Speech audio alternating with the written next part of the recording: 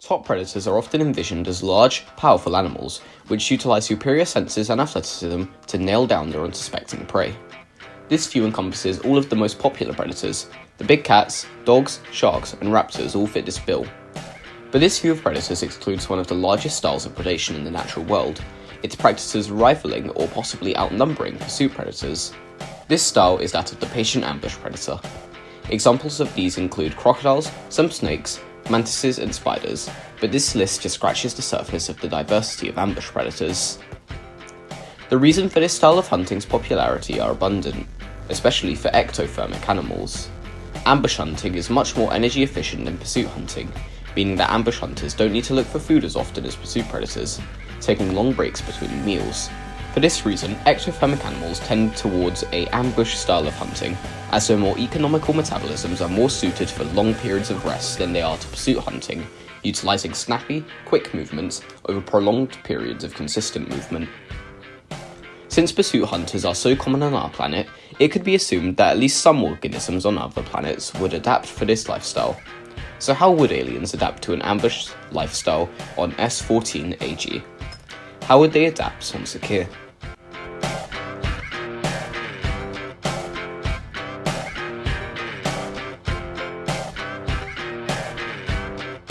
Hello, it's Connor again.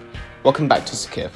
This is the first part of a mini-series discussing one of the three large divisions of Sakeerhan life, the metamorphs.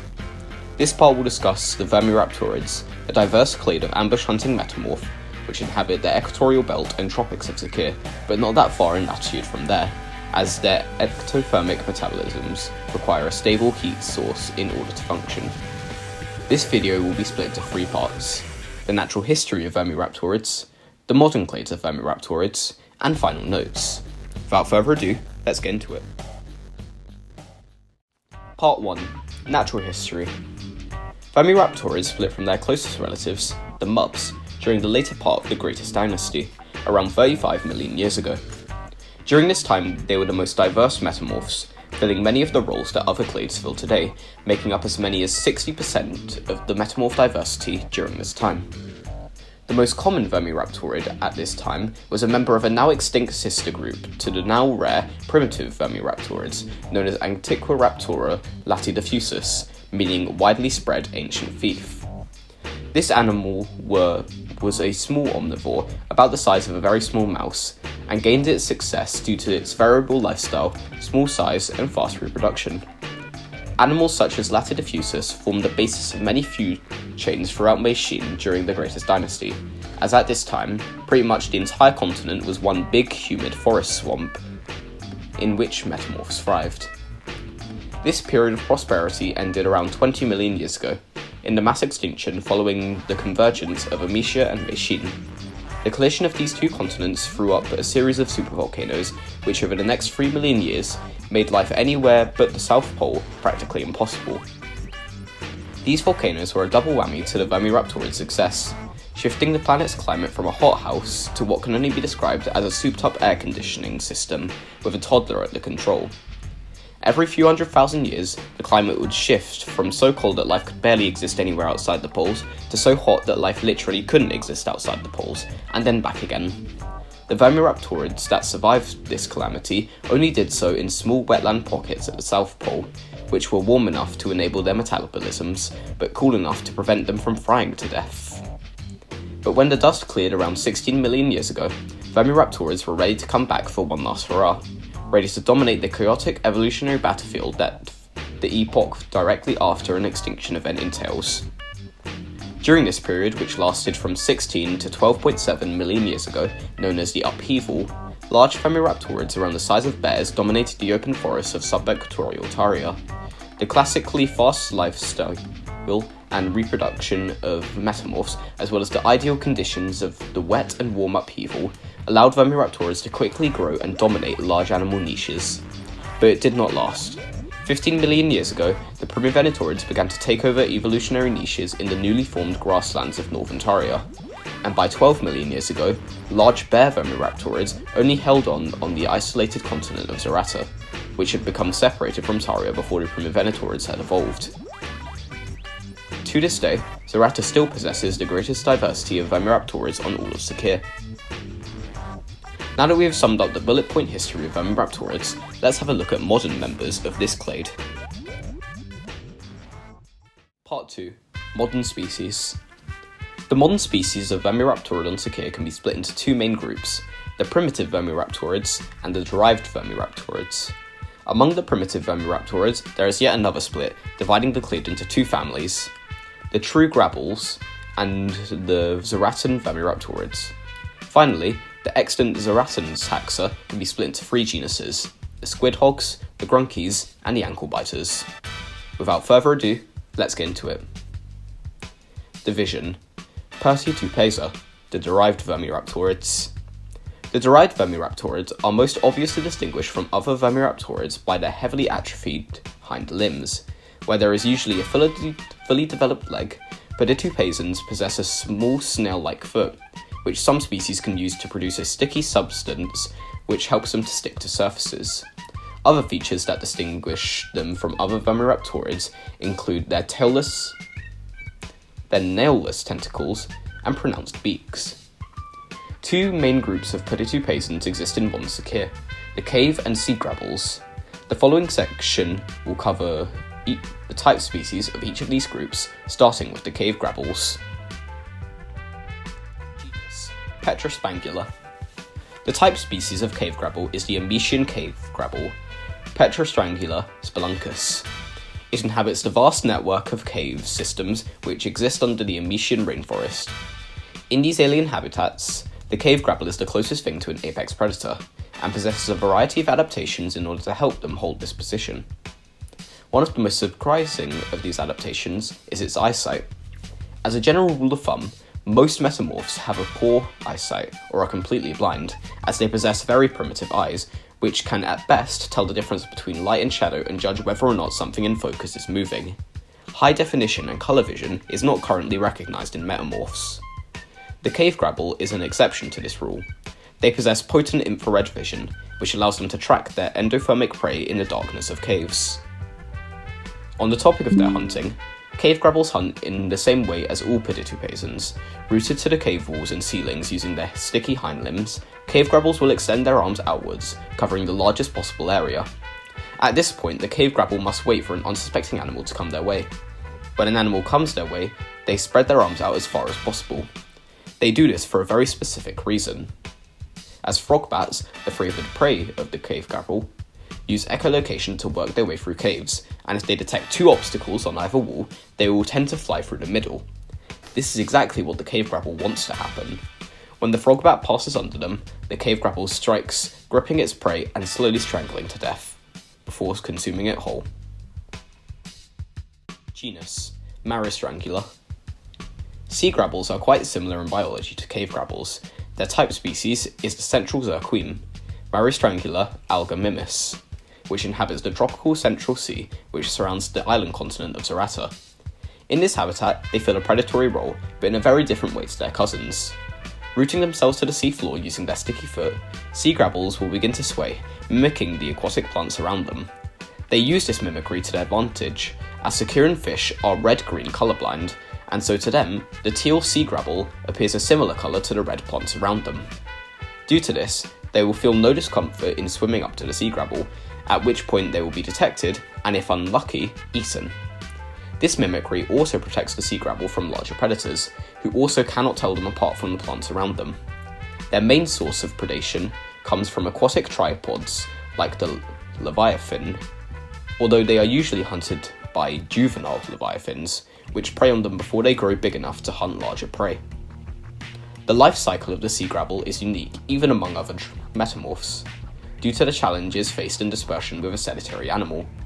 This problem is solved using mobile larvae, which are convergent with fish and can disperse away from their mother's reef before settling down into their adult sedentary morph.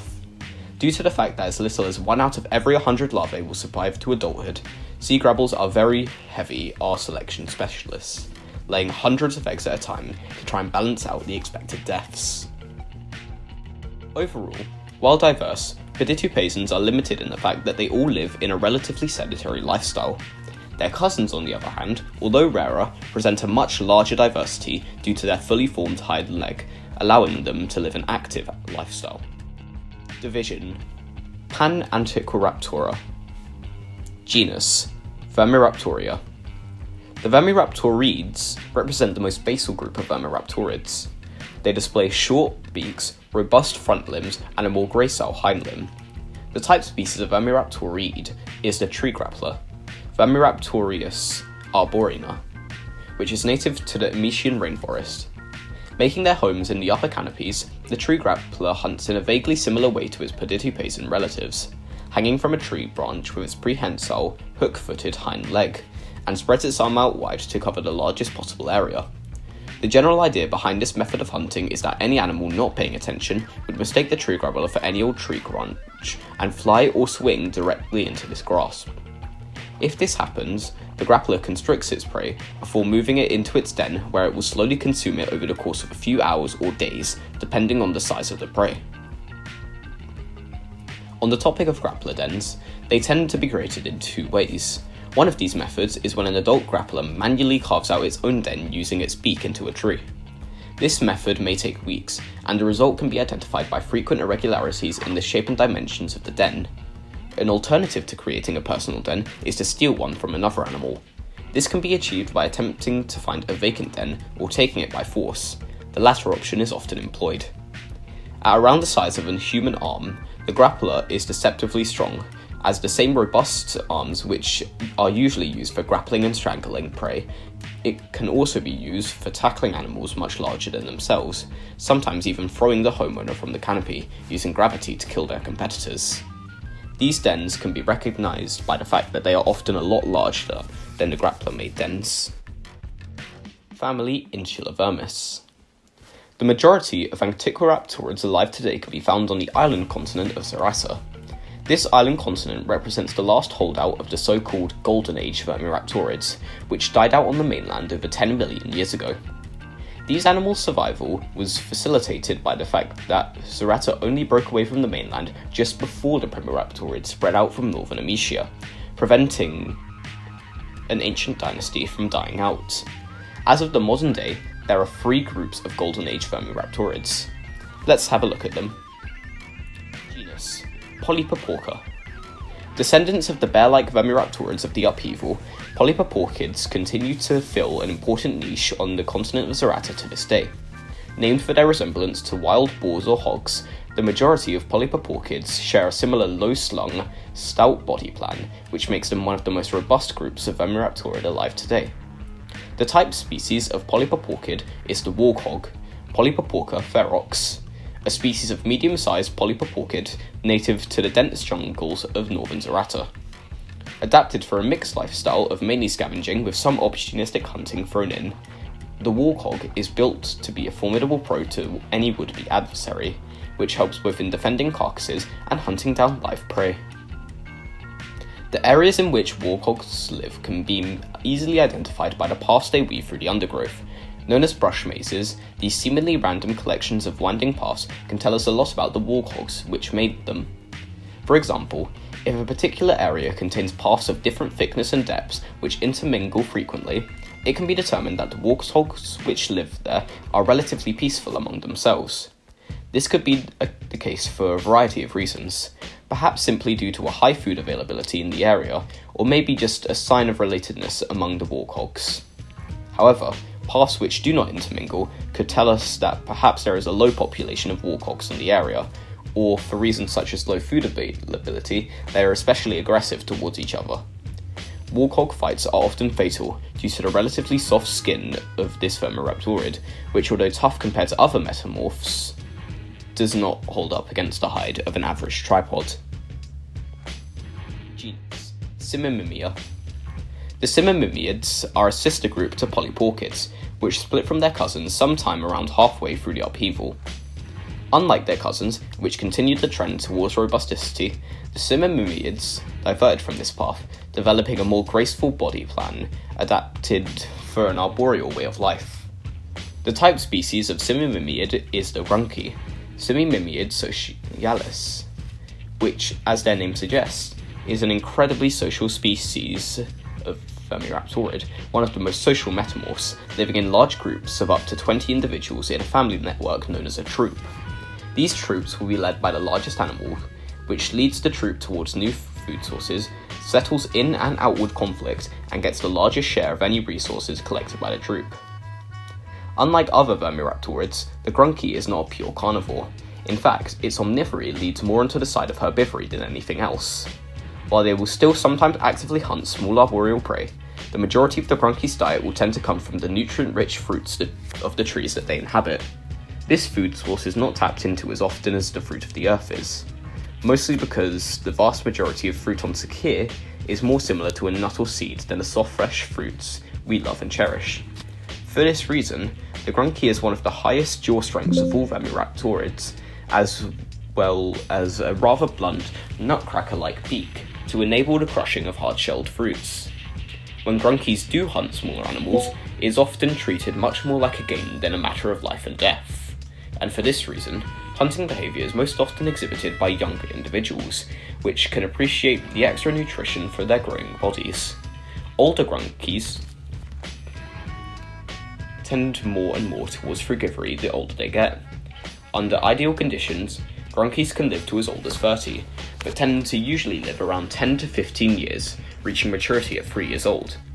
They are some of the slowest growing metamorphs, a trait shared by most descendants of the Golden Age Vermiraptorids. Genus: Vampiri. With all the niches held by Vermiraptorids on the island continent of Zarata, it's no wonder that many groups have developed into frankly bizarre products of evolution. One of these groups is the Vampirids, or ankle-biters, which are a group of parasitic Vermiraptorids. The degree of reliance on their hosts varies throughout this genus, with some species only needing a host to complete their life cycle, while other species may live their whole lives without leaving their host.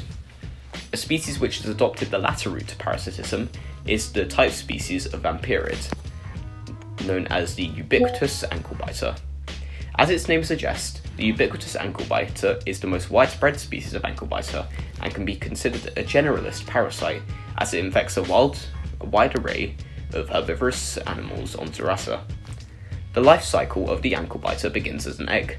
After hatching from its cradle in some wound or orifice on the host, the hatchling will almost immediately engage in feeding behaviour, which involves drinking of the blood by making a small incision in the hide of their host and lapping up the blood which wells up using a specialised flap of skin on their lower jaw, a feature which is not found in any metamorph outside this genus. During this time, there can be as many as thousands of ankle-biters on the host at any one time, but as the host begins to weaken, the ankle-biters grow, and this number will begin to thin down to a few hundred. When they reach maturity, the parasite's next goal will be spreading to a new host. The most common way they do this is directly clambering onto a new host during activities such as grooming, mating, or fighting, pretty much any time there is any physical contact between a host and a potential host. From here, the ankle-biters begin to lay their eggs in wounds made by them using their jaws before dying off and allowing the next load of cycles to begin. Part 3. Final notes.